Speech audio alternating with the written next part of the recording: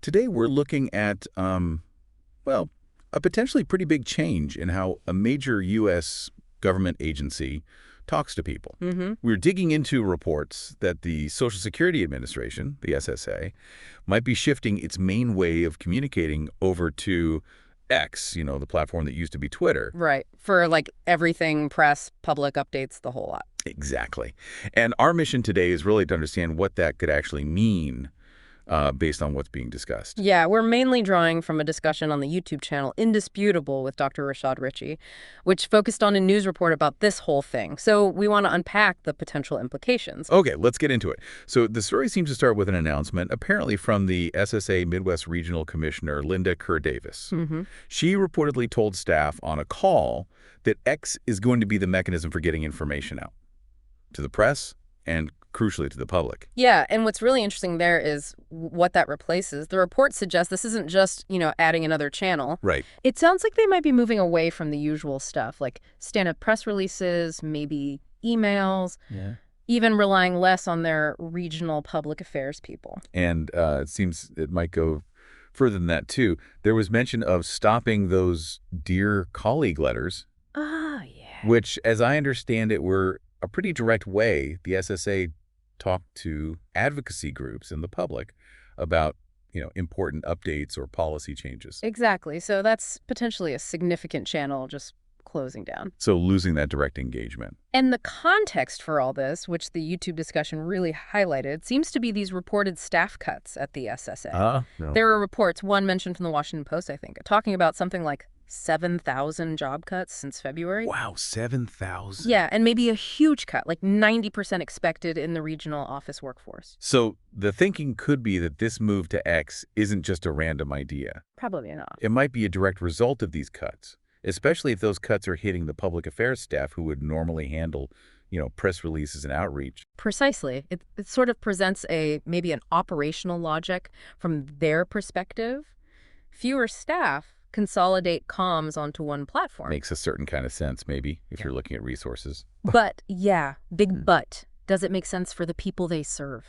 That's the question. And we're already seeing concerns being raised, especially from inside the SSA itself. Absolutely. And a really big one seems to be about accessibility, specifically for older people, the core recipients of Social Security. Right. The point being made is, well, a lot of seniors might not be online or comfortable with X or, frankly, willing to join a platform like that just to get updates about their benefits. There was actually a quote mentioned, apparently from an SSA employee, basically asking, do they really expect senior citizens will join the platform? And that just nails it, doesn't it? You've got this huge group of people who rely on this information, and you're potentially moving it to a place many of them just aren't. It could create a real information gap. Definitely. Like, digital platforms are efficient in some ways, sure, but you have to think about who you're serving.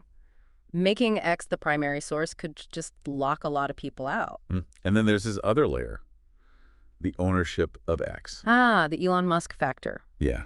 A staffer apparently brought up this potential conflict of interest.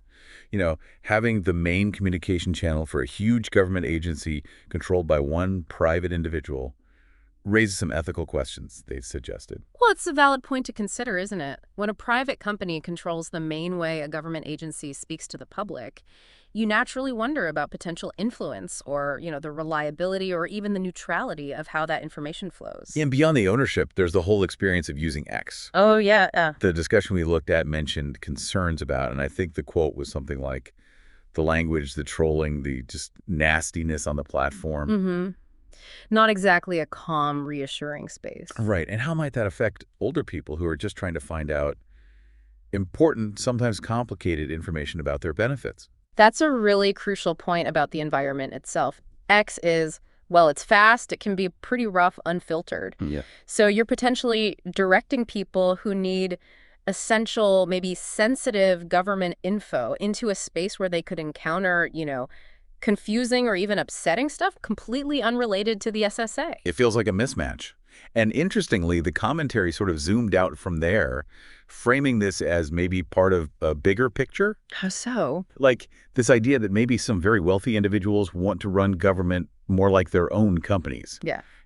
Focusing heavily on cost cutting, maybe efficiency over Well, over other things. Which taps into that whole discussion about public service versus private enterprise. That's right. There's always that tension between running things efficiently, which is important, and the government's basic responsibility to make sure everyone can access services and information fairly, regardless of whether they're tech-savvy or on a specific app. And tied into the platform environment concern, there was also this specific worry mentioned. Oh. Again, just reporting what was in the source material here. Okay. About seniors using X for SSA updates, potentially being exposed to what the source described as crazy right-wing propaganda. Right. And just to be clear, we're not endorsing that political label, but highlighting the concern from the source. Exactly. The core issue there is the worry that X isn't a neutral information space. People looking for official updates might stumble into, well, highly partisan or potentially unreliable content just by being on the platform. Yeah. And the person speaking on the YouTube channel actually shared a personal story too. Oh, really? Yeah, about dealing with their late mother's affairs, just highlighting how stressful and complicated navigating all this stuff can already be for seniors and their families. Ah, okay. And it kind of underscored the question of how this shift to X might make things even harder, especially for people who don't have, strong family support or someone tech savvy to help them out. That kind of personal story really grounds it, doesn't it? It does. It reminds you this isn't just an abstract policy change. It has real-world effects on people, often during really difficult times. It makes you wonder how much harder it could get if the main info source becomes challenging to access. Okay, so let's talk about reach for a second. The actual numbers. Right. The official SSA account on X, as of last Friday apparently, had about 138,000 followers. Okay, 138,000. Which, sounds like a decent number maybe in isolation. Right. But then you compare it to the number of people who actually get Social Security benefits. Which is it? Around 70 million Americans. 70 million. Wow. Okay. So 138,000 followers out of 70 million recipients. That's less than 1%. Way less. Like less than 0.2% actually. Right. It's tiny. That really throws the potential effectiveness of this into sharp relief, doesn't it? Relying primarily on a platform that reaches such a minuscule fraction of the people who need the information. It raises huge questions about how they'd actually get vital info out to the other 99 point whatever percent. Yeah. Serious questions about equitable communication. So, just to kind of pull this together, we've got this reported plan for the SSA to potentially make X its main communication channel, possibly driven by some pretty significant staff cuts. And this plan seems to involve moving away from more traditional methods, press releases, letters, maybe even direct staff help. Right. Towards a platform X that has some pretty clear accessibility hurdles for many of the people the SSA serves. Plus these questions around, private ownership controlling government comms and the actual user environment on the platform itself. Exactly. So the core tension seems to be between maybe the agency trying to adapt to fewer resources and its fundamental duty to actually communicate effectively and fairly with everyone who depends on them. Which really leads us to this final thought, something for everyone listening to maybe mull over. Okay. Given that the vast majority of these 70 million Social Security recipients aren't following the SSA on X right now, what happens to their access to essential information if X becomes the main or only way to get it? What are the potential consequences? And maybe more importantly, what alternative strategies might the SSA need to seriously consider to make sure everyone stays informed, no matter their age or how comfortable they are with technology? That's the critical question, isn't it? How do you ensure no one gets left behind? Definitely something to think about. Indeed. Thanks for taking this deep dive with us today.